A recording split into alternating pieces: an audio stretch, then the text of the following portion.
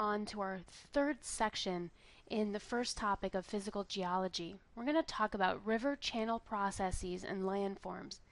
Right now is really a big push for erosion and weathering, so we're going to start talking a little bit about those two things. Now, first let's talk about transport. When we talk about a river, you're going to hear me interchange the word channel an awful lot. So river and channel, two of the same things. Now, talking about transport, there's a couple words that you should know. You're going to hear these an awful lot. The first is load. Now, the load is the total amount of sediment that is moved by a river or glacier.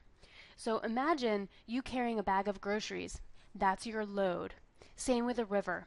It's the amount of sediment, the amount of stuff that the river is able to carry. Now, we also have capacity. Capacity is a measure of the total load a river can carry. So the capacity that your bag can carry, your grocery bag, that's going to be basically the total load of food that it can carry. Same with a river. Now the capacity of a river is the total load it can actually carry. Now we also have competence. Now the competence is the maximum sized particle a river can move, which is related to flow velocity, or the speed of that river. So imagine you and your muscles. Sometimes if you're a little bit weaker, you can't carry as much. But if you're stronger, you're going to be able to carry a lot. So let's make sure that you understand the difference between capacity and competence. Now here I have two examples. One is with a small, fast-moving river, and one's with a large, slow-moving river. So let's first take a look at the small, fast-moving river. Now this river may have the competence to move gravel-sized particles, but it might not be able to transport a large volume of those sediments. So this particular river is said to have a low capacity. Now if we go back to the term capacity. Capacity is the measure of the total load of the river.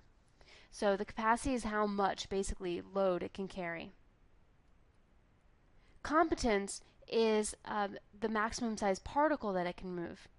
So if this case, we're saying that it has a low capacity, so even though it has the competence to move them, meaning that it's going to be able to flow very fast, it's not going to be able to carry that size because it's a small river. So it can't carry those bigger sized particles.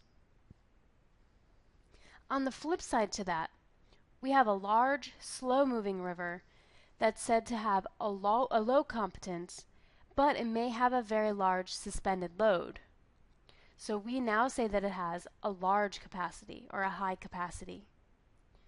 Now again, taking a look at what competence is, if it's a slow-moving river, then it's going to have a low competence because it's not moving as fast. So it's not able to carry those big sizes. So it will have a large capacity because it might have a large suspended load of very tiny particles.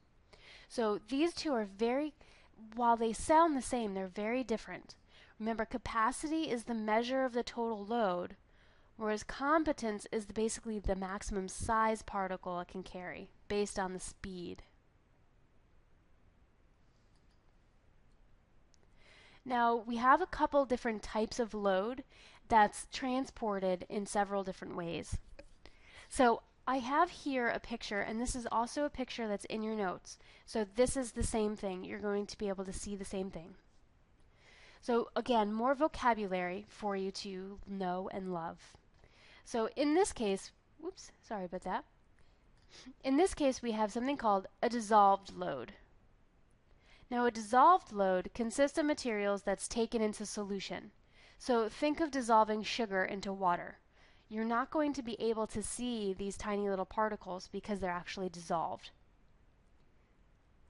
Now, in this little picture, you don't really see anything like that because it's dissolved. So just imagine everything's sort of like in here already dissolved.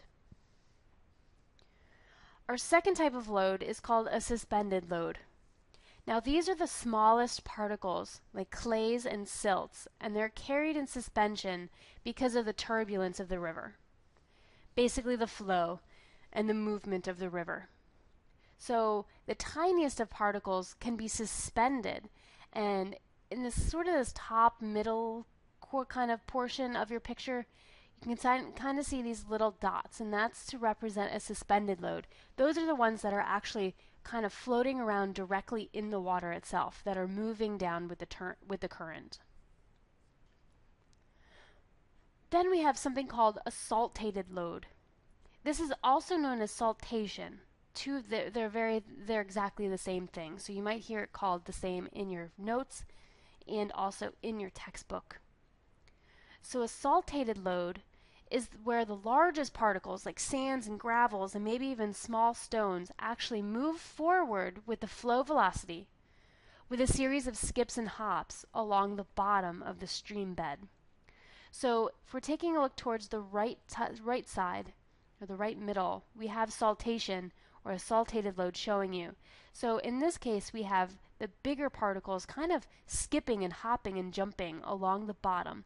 So it's going up and down, and that's because of the turbulence, basically because of the current speed and just the way that the flow is moving in this particular river. And we also have a bed load transport.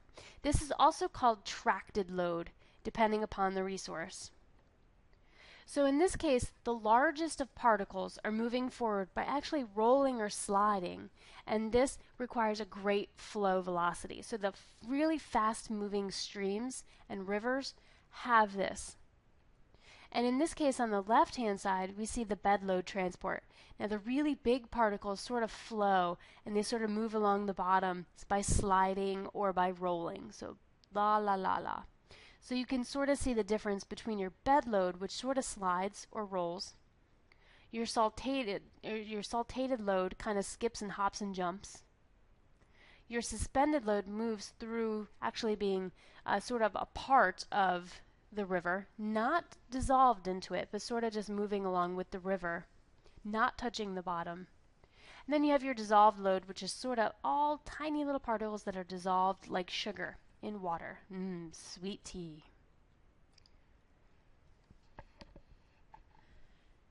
So here is a picture of something called the Hulston curve. And we're going to get to that just in a second. And I believe there's this picture in your notes as well, so you can take a look at that at your leisure. So the term critical erosion velocity. Now this is the lowest velocity at which grains of a given size particle can be moved by stream flow. So basically what this means is that particles, like your clays, your silts, your larger gravels and rocks, they have a certain flow velocity in which it kind of needs to be moved. So your clays, your smallest ones, tend to, they're able to move within a river. However, they might need a little bit more push in order to get it going. Same with your larger rocks. You really need a fast moving stream in order to, or river, in order for those things to move. So your critical erosion velocity is really the lowest speed at which those grains are going to be moved by a river or by a stream. So this Hulston curve is a graph that shows the relationship between grain size and stream flow velocity. Now I have seen these particular graphs shown in many different ways. This is the easiest one that I have seen. The one in your textbook is a little bit more difficult to understand. But this sort of helps you out a little bit. So if you kind of see on the bottom of this curve we have grain size, which corresponds to the top of this graph with the names of the different types of soils and clays and etc. rock size. So the smallest grain size is called clay. And then we're moving up to silt. Then we go to sand, granules, pebbles, cobbles, and boulders. So notice we actually go from really tiny to pretty big. And this is in millimeters, by the way. Over on your y-axis, we have velocity, basically the speed of your river. And in this case, it's centimeters per second. So this helps you sort of kind of take a guess as to what speed the river needs to be and which particle is going to be moved. So for instance, large size particles require a large flow velocity to move. So if we take a look over here on the right hand side, we're looking at pebbles, cobbles, and boulders. Notice the grain size is huge. You also need a very large velocity in order to move them. So if your velocity gets anywhere slower in this, let's say this yellow area, those things are going to create sediment. So they're actually going to just rest on the bottom of the bed.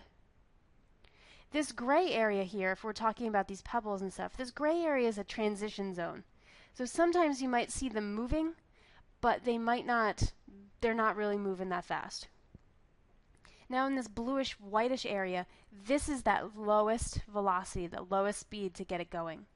So you really, for pebbles and boulders and stuff, you need a speed, a velocity of about 500 centimeters per second in order for any set of cobbles and boulders to move. So if we take a look at some of the small size particles like clays and silts, notice they also require a larger flow velocity. And this is partly due because clays and silts, they stick together. Have you ever noticed the clay on softball fields or baseball fields?